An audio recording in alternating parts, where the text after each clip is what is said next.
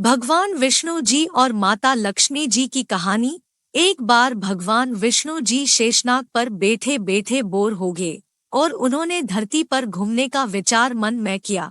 वैसे भी कई साल बीत गए थे धरती पर आए और वह अपनी यात्रा की तैयारी में लग गए। स्वामी को तैयार होता देखकर लक्ष्मी माँ ने पूछा, आज सुबह सुबह कहाँ जाने की तैयारी हो रही है? विष्णु जी ने कहा, है लक्ष्मी, मैं धरती लोक पर घूमने जा रहा हूँ। तो कुछ सोचकर लक्ष्मी माँ ने कहा, हे देव, क्या मैं भी आपके साथ चल सकती हूँ? भगवान विष्णु ने 2 पल सोचा, फिर कहा, एक शर्त पर। तुम मेरे साथ चल सकती हो। तुम धरती पर पहुंचकर उत्तर दिशा की ओर बिल्कुल मत देखना। इसके साथ ही माता लक्ष्मी ने हाँ कह के अपनी मनवाली और सुबह सुबह माँ लक्ष्मी और भगवान विष्णु धरती पर पहुंच गए। अभी सूर्य देवता निकल रहे थे। रात बरसात होकर हटी थी। चारों ओर हरियाली ही हरियाली थी। उस समय चारों ओर बहुत शांति थी और धरती बहुत ही सुंदर दिख रही थी और माँ लक्ष्मी मंत्र मुग्ध होकर धरती को देख रही थी और भूल गई कि पति को क्या वचन देकर आई है और चारों ओर देखती हुई कब उत्तर दिशा की ओर देखने लगी पता ही नहीं चला। उत्तर दिशा में माँ लक्ष्मी को एक बहुत ही सुंदर बगीचा नजर आया और उस तरफ से भीनी भीनी खुशबू आ रही थी और बहुत ही सुंदर सुंदर फूल खिले थे। यह एक फूलों का खेत था और माँ लक्ष्मी बिना सोचे समझे उस खेत में गई और एक सुंदर सा फूल तोड़ लाई। लेकिन यह क्या, जब माँ लक्ष्मी भगवान विष्णु के पास वापस आई तो भगवान विष्णु की आंखों में आंसू थे और भगवान विष्णु ने माँ लक्ष्मी को कहा कि कभी भी किसी से बिना पूछे उसका कुछ भी नहीं लेना चाहिए और साथ ही अपना वचन भी याद दिलाया। माँ लक्ष्मी को अपनी भूल का पता चला तो उन्होंने भगवान विष्णु से इस भूल की माफी मांगी। तो भगवान विष्णु ने कहा कि तुमने जो भूल की है उसकी सजा तो तुम्हें जरूर मिलेगी। जिस माली के खेत से तुमने बिना पूछे फूल तोड़ा है, यह एक प्रकार की चोरी है।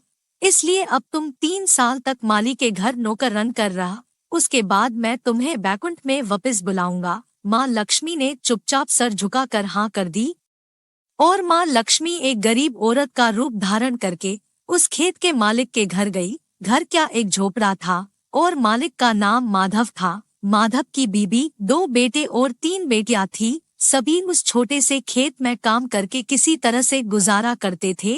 माँ लक्ष्मी जब एक साधारण और गरीब औरत बनकर जब माधव के झोपड़े पर गई तो माधव ने पूछा, बहन तुम कौन हो और इस समय तुम्हें क्या चाहिए? तब माँ लक्ष्मी ने कहा, मैं एक गरीब औरत हूँ, मेरी देखभाल करने वाला कोई नहीं। मैंने कई दिनों से खाना भी नहीं खाया, मुझे कोई भी काम दे दे, साथ में मैं तुम्हारे घर का काम भी कर दिया करूँगी। बस मुझे अपने घर में एक कोने में आसरा दे दो। माधव बहुत ही अच्छे दिल का मालिक था, उसे दया आ गई, लेकिन उसने कहा, बहन मैं तो बहुत ही गरीब हूँ। मेरी कमाई से मेरे घर का खर्च मुश्किल से चलता है, लेकिन अगर मेरी 3 की जगह 4 बेटियां होती तो भी मैंने गुजारा करना था। अगर तुम मेरी बेटी बनकर जैसा रूखा सूखा हम खाते हैं उसमें खुश रह सकती हो तो बेटी अंदर आ जाओ। माधव ने माँ लक्ष्मी को अपने झोपड़े में शरण दे दी और माँ लक्ष्मी 3 साल उस माधव के घर पर नौकरानी बनकर रही।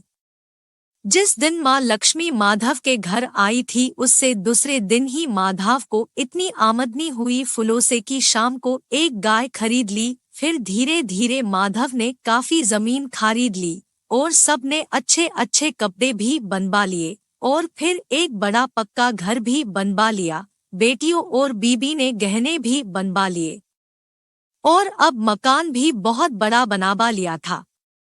माधव हमेशा सोचता था कि मुझे यह सब इस महिला के आने के बाद मिला है।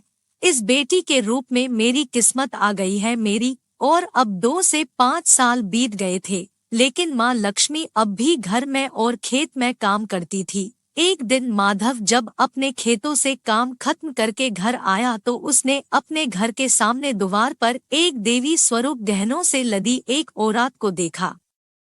ध्यान से देखकर पहचान गया, अरे यह तो मेरी मुँह बोली चौथी बेटी यानी वही औरत है और पहचान गया कि यह तो माँ लक्ष्मी है। अब तक माधव का पूरा परिवार बाहर आ गया था और सब हैरान होकर माँ लक्ष्मी को देख रहे थे। माधव बोला है, माँ हमें माफ कर, हमने तेरे से अनजाने में ही घर और खेत में काम करवाया है माँ, यह कैसा अपराध हो गया है माँ, हम सबको माफ कर दे।